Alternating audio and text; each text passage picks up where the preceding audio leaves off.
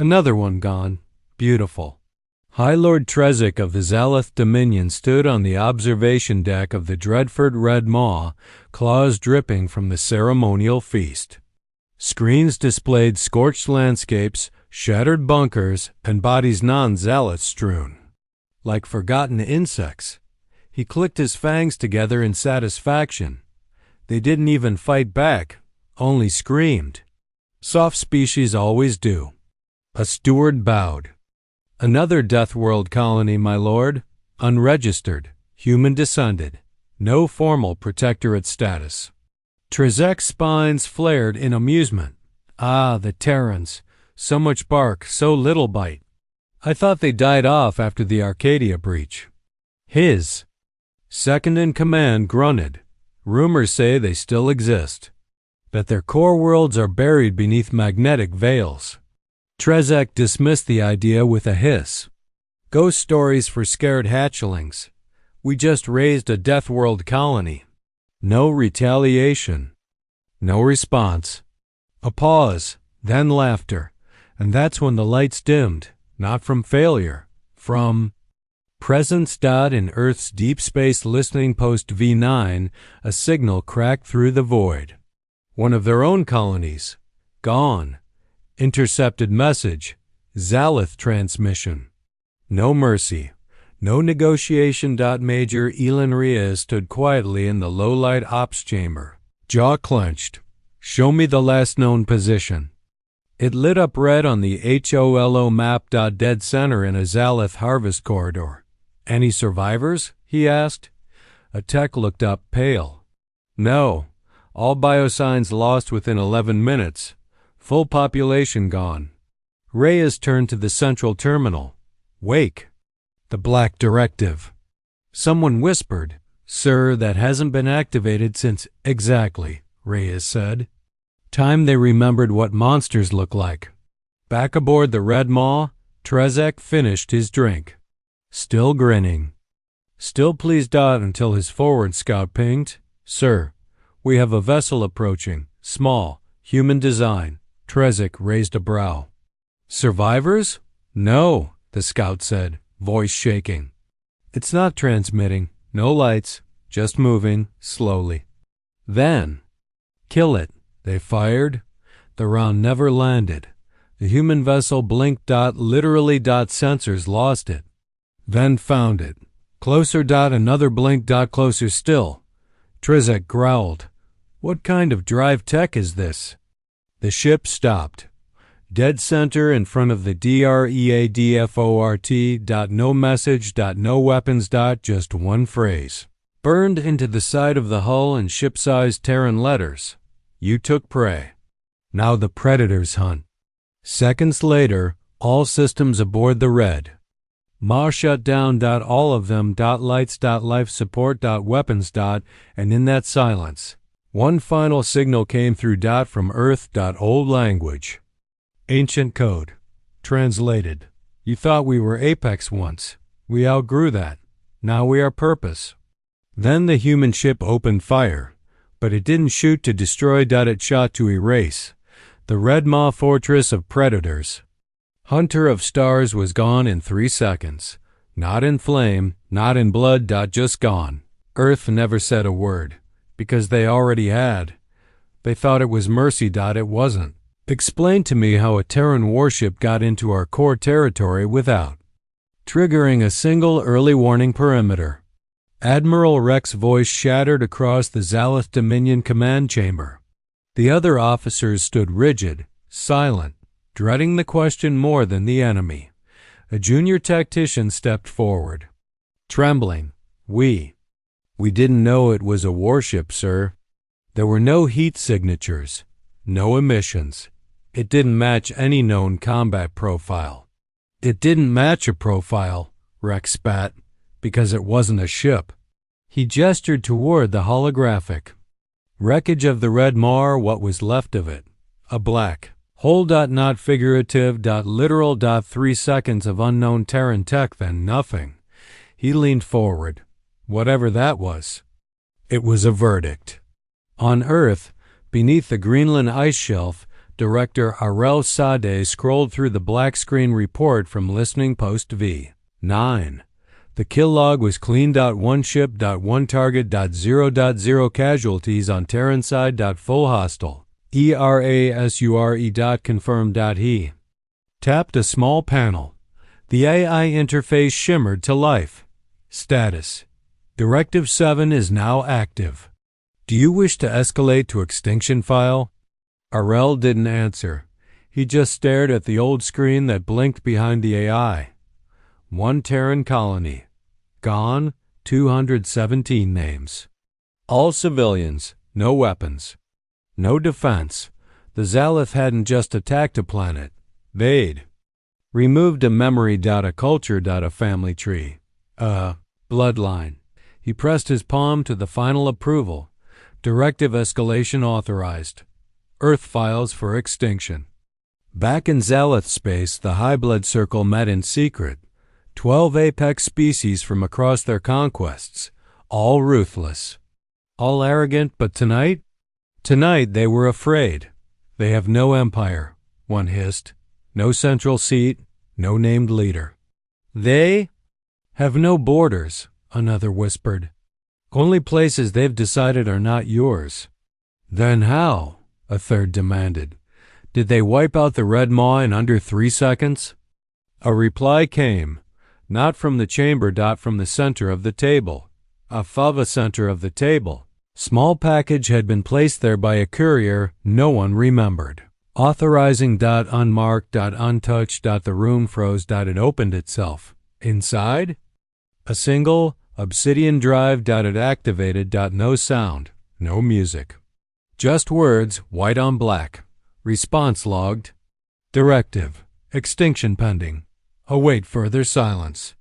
Back on Earth, Commander Elon Reyes addressed a squad of Deathworlder vets. Beneath the Terran drop guard complex, he didn't shout. He didn't gesture. He just spoke. 311 colonies lost since the Arcadia Accords collapsed. 207 of them never got council assistance. Dozens were ignored. A handful were mocked.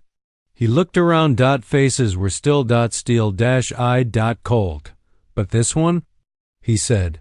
This one, they celebrated. He lifted a datapad and played. The intercepted Zalith audio, Trezek's voice, mocking, laughing. Another one gone. Beautiful. Reyes let the silence stretch. Then he whispered, This is the last colony they take.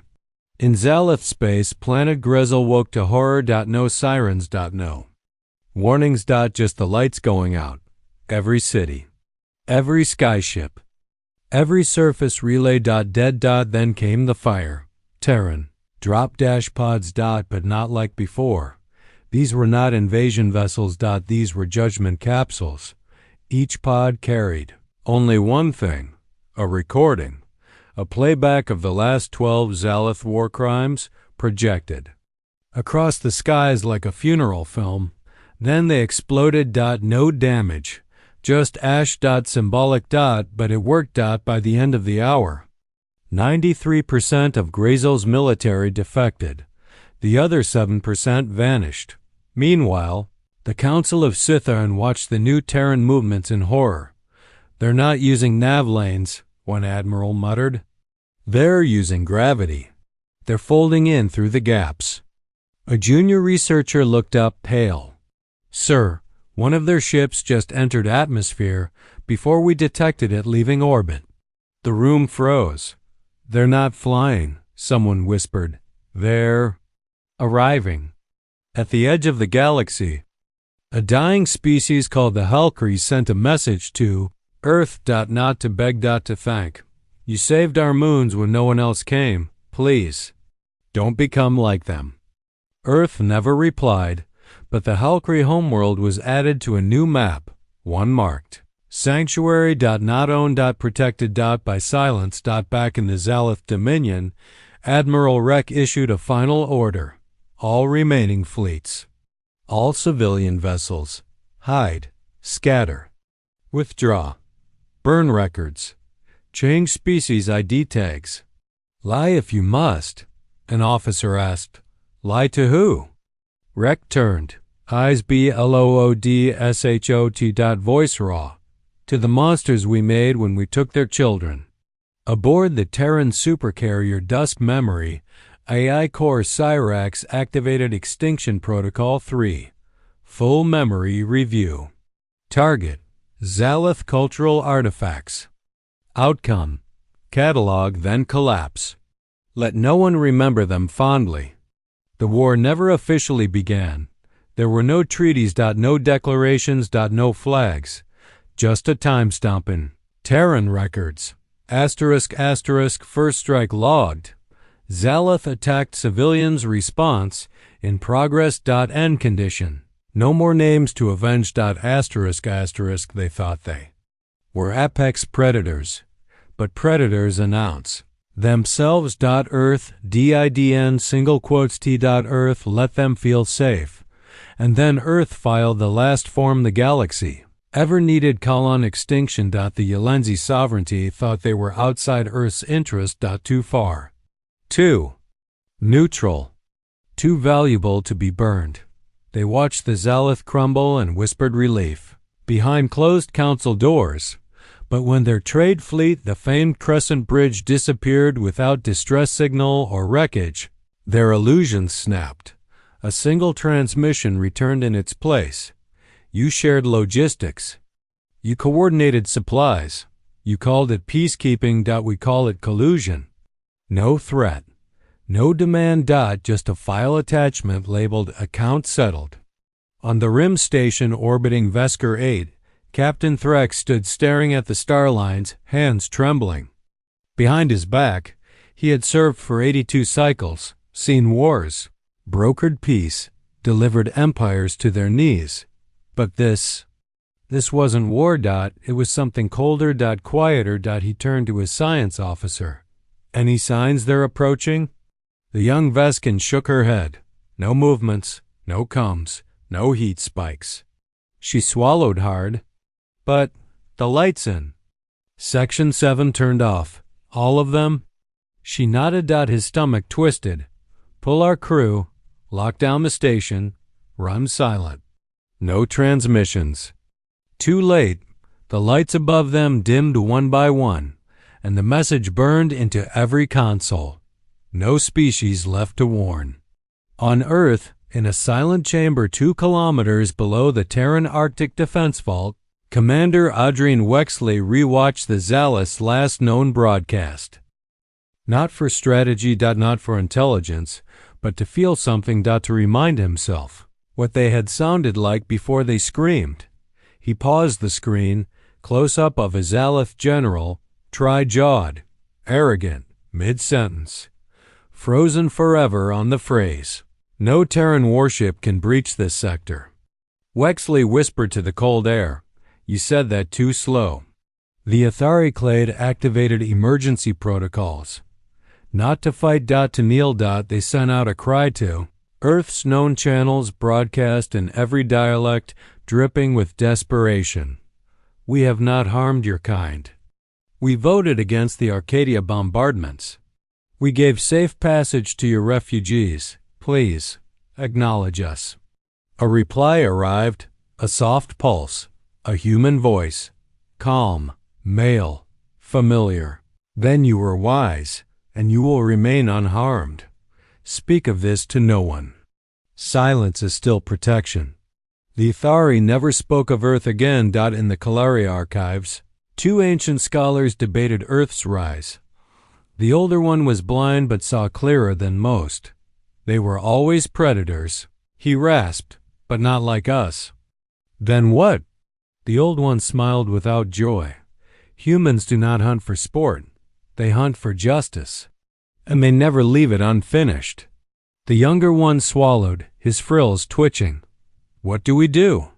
The old scholar stood and began burning the scrolls with Earth's history. If we are lucky, they'll forget us.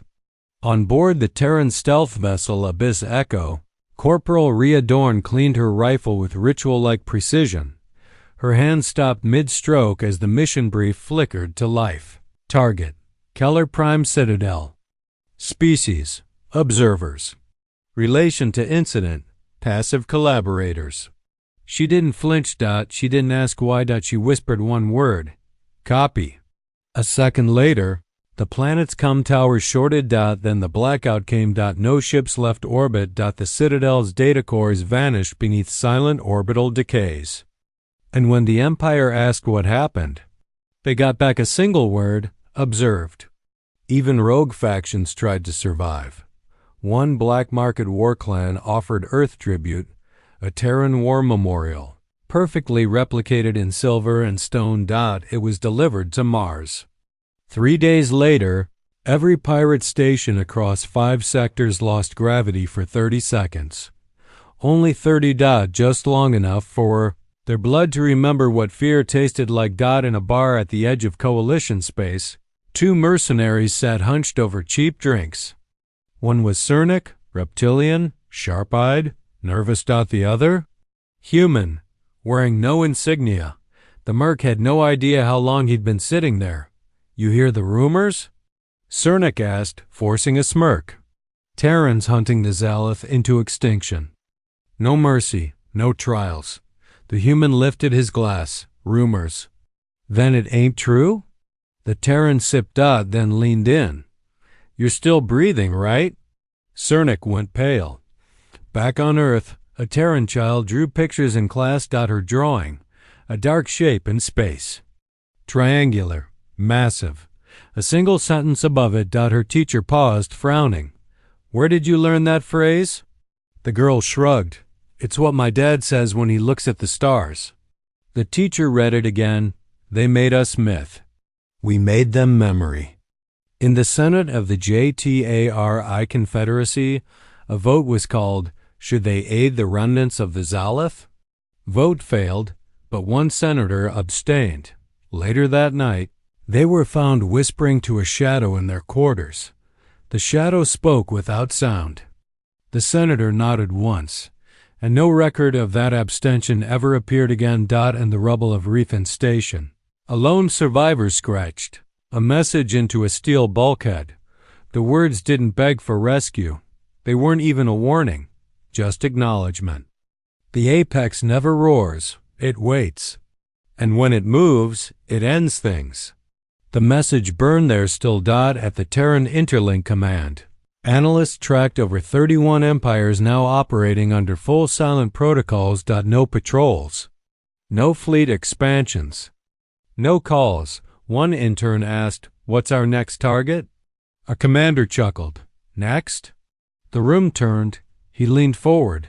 They're the ones choosing. Every time they remember what they did, they point us somewhere new. Meanwhile, on a derelict asteroid field once home to a Zalith shipyard, sensors flared. Not from ships. From the sudden disappearance of gravity itself. Then a single word etched itself into every asteroid surface. In perfect Terran common. You were warned. By week's end, 17 more worlds went dark. No explosions. No fire. No war. Just gone. Unreachable. Unmentioned. But if anyone tried to trace the timing, they all matched one thing: the last whisper of a dying mother recorded in a forgotten black box. Tell Earth, we didn't run. We just wanted our child to live. And from then on, every Death Worlder drop team carried that line carved into their armor. Not out of vengeance, out of memory. Because the apex wasn't just hunting the guilty. It was preserving the innocent, one judgment at a time. Valkyrie Dominion believed in preemptive control. They saw the signs.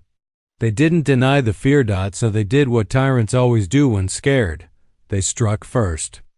12 stealth destroyers, 4 planetary cloaks, a full data core dedicated to analyzing Terran threat vectors. The operation was called Dead Silence. They wanted Earth to disappear quietly, efficiently. Instead, they vanished before their first missile launched. "Where's the fleet?" asked High Strategist Craven, his mandibles trembling. They reached Transit Zone V2, replied the aide. And? The aide's voice cracked. They stayed there. Craven leaned forward. Stayed where? The screen lit up. An empty void. No debris. No explosions. Just stillness. Sir, the aide whispered. Something's there. Craven narrowed his eyes. There's nothing there. The aide didn't answer, but behind him, a single console began glowing blue. A Terran color, and one sentence blinked on the screen. You're not the first to try. 3 days later, the Valkyrie archives were breached. Not by ship. Not by virus. By memory. Every terminal in their central library activated at once, displaying thousands of human eyes. Eyes from soldiers, engineers, civilians, children. A single line below each image. You called us myth. Now we're history's editors. Aboard the Terran ghost ship Vox Umbra, Commander Leondor reviewed the latest assault. They tried to hit our Mars decoy, the AI said dryly. With a cloaked fleet, Andor smiled without humor. Did it blink? Didn't have time, the AI replied. He stood, adjusting his armor. The left pauldron still bore a jagged burn from the Zalith counterstrike last year. I want that fleet's memory core. Already acquired, he blinked. From the wreckage? No wreckage. Then how? The AI hesitated. I think they gave it to us. He looked up slowly and whispered, Now they understand. In the ruins of the Gravathi throne chamber, the Empress dragged herself across shattered tiles. She'd once ordered a Terran envoy executed live broadcasting, the event across 3 systems. Now the chamber walls played that same recording back in reverse, over and over, until her scream was drowned in her own laughter played backward. A drone hovered down. Not human. Just program. It placed a simple card near her. 4 words burned into it. We record. Then erase. The Arcari, far from the center of conflict, tried neutrality. They opened dialogue, publicly denounced aggression, even offered reparations. But when their ambassador returned from Earth, he was silent. He didn't speak. Didn't blink. Just handed his government a sealed Terran box. No locks. No hinges. Only a carved inscription. You asked for understanding. When opened, nothing was inside, but the Arcari knew better. They quarantined the ambassador immediately and sealed the box for eternity. Sometimes, they swore it hummed. The Rithari launched an experiment. An AI built entirely on Terran War data built to predict Earth's next moves. They named it Oracle. It lasted 4 minutes. Not because it failed. Because it screamed. In every language. Run, run. You woke You don't understand. You woke IT. And then it melted its own core. When asked later, the scientists stood in silence. Then one whispered, it didn't see strategy. It saw revenge. One Terran pilot became legend without firing a shot. Captain Inez Calderon. Her mission, fly through 12 hostile borders with no backup, no weapon systems, no comms. Deliver one message. Her ship was UNSHIELD. Hull dented. Engines cracked, and still no Empire dared touch her. They watched her glide, past sensors, watched her land at the Zerl assembly, watched her step down with just a datapad in hand. She read the message aloud. This is not peace. This is our patience expiring. Then she left. Unchallenged. Even the pirates saluted. On the Galareth homeworld. Celebrations erupted. They had never attacked Earth. Never spoken against it. And now, as others fell, they threw festivals of Terran friendship. Fireworks. Broadcasts. Statues. One morning, their skies opened. Not with weapons. But with shadow. A silhouette so massive, it blocked their twin suns, and a single beam carved 4 words into the royal palace floor. False friends die slower. The planet never made sound again. Aboard the Terran mobile command ship Everdark, General Cass sat in prayer. Not religious. Just still. Her officer approached. We've received 12 surrender signals, ma'am. She didn't move. Do they confess? No. She opened her eyes. Then it's not surrender. In a child's dream on the moon colony Helix 4, a tall figure stood at the window, made of stars, wrapped in silence. When the child asked, "Who are you?" the figure replied, "The myth you mocked." "Are you here to hurt me?" "No." "Then, why are you here?" It looked up at the sky, "Because your parents remember." Then it faded. By cycle's end, 53 planetary governments had decommissioned their navies, not from treaty. From fear, from the quiet knowledge that no ship moved faster than Earth's wrath, and no silence was louder than its judgment. One last message came from the deepest reaches of abandoned galactic space, a pirate signal, thought lost for years. Static. Coughing. Then a broken voice. It wasn't the guns. It wasn't the fleet. It was that they never yelled, never bragged, never made threats. They just arrived. And then we were gone. The recording ended, but the signature didn't. Every species recognized the pulse pattern that followed. Terran. Stealth protocol signature #null-apex. Also known as Ghost Judgment. And from then on, whenever empires spoke of dread, they didn't say Earth, they didn't say Terrans. They said, the ones who made space listen.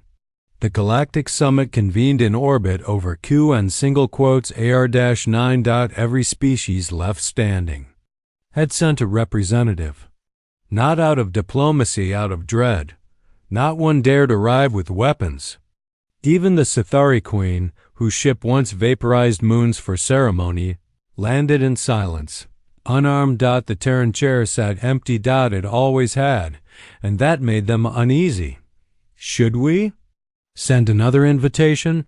Someone muttered. They've already responded, whispered the Vok High Chancellor. They responded by not coming. The room fell still, because silence from Earth didn't mean peace. It meant sentence delivered. Across the galaxy, maps changed. Not by borders. By absence.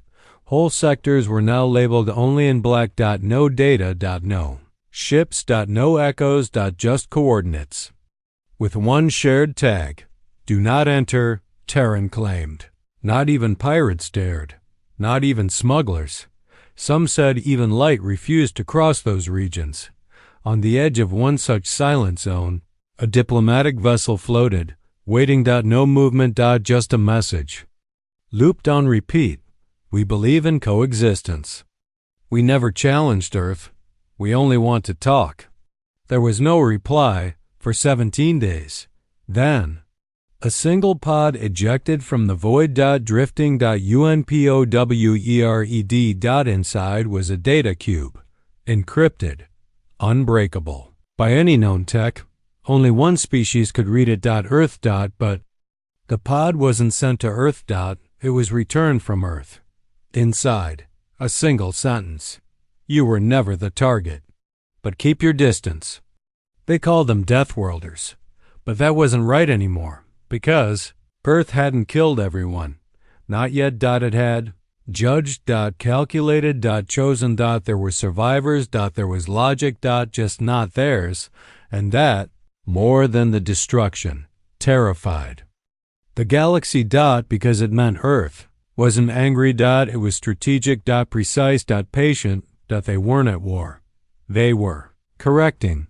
On a moon near Sector Void K9, a former Terran ally stood alone, the Dreven observer, tasked with translating human history into galactic record.